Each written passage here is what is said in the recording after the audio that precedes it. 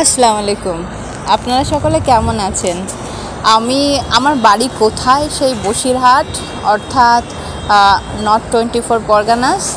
আর আমি বর্তমানে আছি মহারাষ্ট্রের ধুলে শহরে।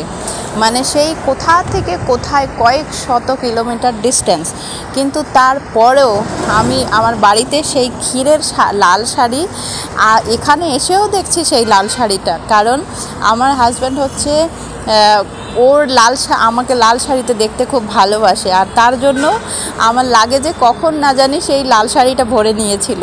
আমি এখানে এসে দেখছি সেই লাল শাড়িটাই আছে আমার। আরও একটা মজার বিষয় হচ্ছে, আমার বিয়ের দিনে আমার হাজব্যান্ডই আমার সমস্ত লাগেজ গুছিয়ে নিজে হাত ধরে গাড়িতে টেনে তুলেছিল। তো যাই হোক, আমার এই লাল শাড়িটা পরে কেমন লাগছে অবশ্যই আপনারা জানাবেন। আমাকে ভাল লাগছে লাল শাড়িতে। আর আমাদের জন্য অবশ্যই দোয়া করবেন। আর আপনাদের জন্য অবশ্যই দোয়া রইল। ভালো থাকবেন।